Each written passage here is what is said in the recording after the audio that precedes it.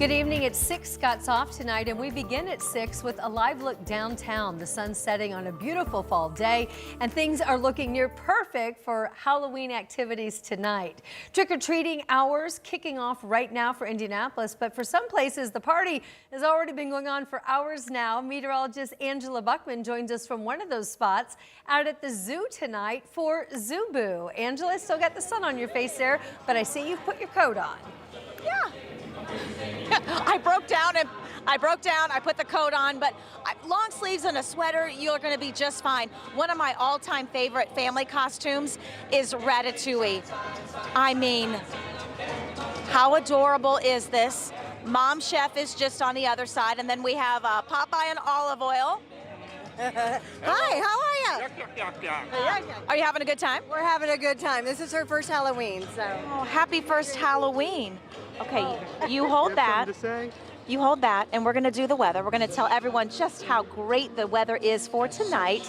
Your trick-or-treat forecast has temperatures in the 50s under mainly clear skies. There's a little bit of a breeze out there, but all in all, it's going to be a really nice evening. If you're a wimp like me, you're going to put the jacket on, but other than that, pretty comfortable. Temperatures late tonight fall into the 40s. We'll be in the 30s overnight. That's how we'll start our Saturday. Mix of sun and clouds tomorrow, expecting near 50 at noon. Mid-50s for highs. Ratatouille, you win. So cute. Having lots of fun. We've got another hour here at the Indianapolis Zoo, and you still have a chance to get involved both tomorrow and Sunday, 2 to close. All right, Angela, thanks so much. Yeah, just adorable costumes there. Thanks for sharing. To the news making headlines tonight on this Friday night as the government shutdown continues in Washington. The impacts are being felt across the country, including right here in Indiana. Our State House reporter Emily Longnecker joins us live in studio to talk about 2 federally funded programs that Hoosiers are depending on that now are at risk. Right, yeah, the 2 programs are Head Start and SNAP. Hoosiers with lower incomes rely on both. The first, Head Start and Early Head Start, provide child care and early learning for kids starting at birth all the way to age 5. The second program, SNAP, the Supplemental Nutrition Assistance Program, helps families buy food. Both are about to lose funding if the shutdown continues. Head Start, our politics is children. But as the standoff between Republicans and Democrats continues in Washington, Rhett Cecil with the Indiana Head Start Association says Head Start families across Indiana are living with how politics can impact everyday life. I mean, it's not geographically one spot. It's not a large community or a small community. It is small towns in Indiana, big towns in Indiana that are going to be that are impacted by the current government shutdown. The federal government funds 42 Head Start programs across Indiana, serving just under 13,000 kids. Not all Head Start programs receive federal money at the same time.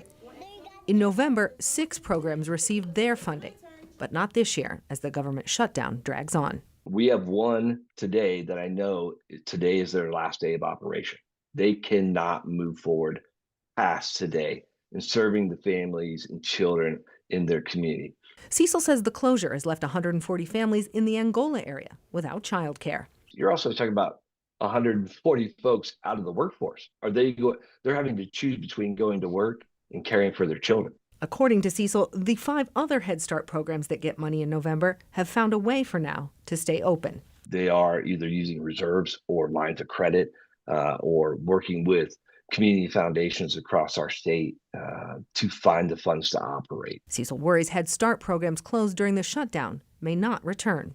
This week, Governor Braun received a letter from the U.S. Department of Health and Human Services about the lapse in Head Start funding. The letter said Indiana can use money from a federal grant the state gets every year, called Temporary Assistance for Needy Families. So that was how Head Start is being impacted. Now let's talk about SNAP. Hoosiers who receive SNAP benefits also feeling the impacts of this shutdown. November benefits likely won't be available. I say likely because there are some questions surrounding a recent federal cut ruling. Just this afternoon, a federal judge ordered the Trump administration to use a contingency fund to help pay for SNAP benefits. The administration has until Monday to let the court know what they're going to do. Yeah, it's scary times right now. For sure. All right, Emily, thank you so much. Local groups and food banks are already preparing to see an increased need. Gleaners Food Bank of Indiana distributes nearly 100 million meals every year and does so across 21 counties. That includes nearly 9 million meals in person at its on-site pantry that's in Indianapolis. But the organization is expecting that those numbers are going to go up if the Fed doesn't step in. I think what's coming is starting to sink in. Our numbers are going up. We had one of our biggest distribution days we've had in months yesterday. Our distributions have gone up 50% just this week. Gleaners says its food pantries will be open extra hours to help manage what they anticipate to be a bigger demand. And we're helping you out if you're looking for a place to get food or a chance to help a pantry who's in need. All you have to do is scan this QR code, and when you do so, it'll take you to our website, WTHR.com/SeenOn13, and there you'll find our comprehensive story along with link after link to many different groups and resources here in Central Indiana. Tonight, we are now getting our first look at edited body cam video released by Indianapolis Metro Police. This is from an officer-involved shooting that occurred in July of last year. The video shows officers responding to a home on Vermont Street. This is near Lyndhurst Drive. They responded to reports of a person shot. Shortly after, a man comes outside of the house with a gun in his hand and points it at police. That's when officers shot and injured him. Now, earlier this year, Richard Burrs pleaded guilty to pointing a firearm at police. The countdown to the Halloween festivities continue, but for one neighborhood that's in Ellettsville, the fright came, a little bit early. Ashton Hackman shows us how vandals there turned some of the festive displays into a big cleanup job. These two Halloween vandals caught on camera, unleashing quite the trick in Ellettsville. This masked duo snuck off with one of the skeletons from this woman's front yard. Neighbors say these culprits hit several houses this week, including the Genricks. It was a lot of stress and additional money to get overnight shipping to have everything put together. But just in time for Halloween, it's an IU household with a now resurrected Hoosier Halloween display. That's a 7XLT I got on Amazon. Skeletons wearing their cream and crimson, even the dog too, and a game of Pong marking their comeback from this Halloween scare. This is the rebuild from the incident on Monday. I mean, we were all kids, made, silly mistakes and did dumb things, but it's hard to speculate exactly who did it.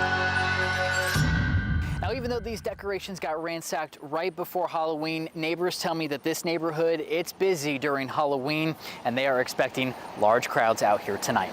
In Ellettsville, Ashton Hackman, 13 News. Thank you, Ashton. It's Friday night, and it's week 2 of the Indiana High School football playoffs here in Operation Football. Tonight, sectional semis are taking place all across the state. Dom and Eli are live in Lawrence right now with our game of the week as Lawrence Central travels across town to take on Lawrence North. This is a rivalry, you guys. Yeah, you can say that again. It was our game of the week to start the season, and what better time to circle back. It was so good the first time. Time to do it twice. Happy Halloween, by the way. Halloween. Spooky season, sectional season, like she said. Second week overall, first week for 5A and 6A in earnest. We got a good one here tonight. Yeah, you would like to keep your fingers crossed and hope that it is. So you got Lawrence North 7-2 coming in here. Lawrence Central 4-5. But I do want to say Lawrence Central, they've been in a lot of scrappy games this year. Just unfortunate to be on the wrong end of those very, very close outcomes. And then you look at Lawrence North. Again, they were in the regionals last year. They made a case this year with a bunch of returning players. Xavion Moore is the guy that you're going to have to look at throughout the duration of this game. 31 total touchdowns this year, Dom. Over 1,600 total yards for the junior. So when the lights are on, the big playmakers make the plays. We'll see if he can do it tonight. Yeah, let's not forget about Monchin Sales out wide for the Wildcats, one of the best receivers in the state of Indiana. And Lawrence Central, it's an interesting team, like Eli said, came back from 3 possessions down against Lawrence North to start the season. They lose to Ben Davis by 2. They also lose to Carmel by 2. Yeah, so they play kind of up and down of their competition. It's going to be a great game here tonight in Lawrence North. A team who can get bounced in the first round. Also a team who can win state in 6A. That's right. So it's going to be a lot of fun. We have 9 games for you live tonight in studio for Operation Football Spooky Season Edition, Halloween Edition. Costumes, Are we gonna dress up? potentially. I mean, maybe. We don't know. Tune in. That's called a tease. Please tune in. Oh, I'm looking forward to it. Dom and Eli, thanks tonight on the Northeast Side in Lawrence. Well, a group of Wayne County restaurants now taking being a good neighbor to the next level. We have the initiative to support the community in this time of need. Have you thought about plans beyond this office? Do you see this as the beginning of something bigger? Coming up, we sit down with Secretary of State candidate Bo Bai to talk about his run and the challenges ahead.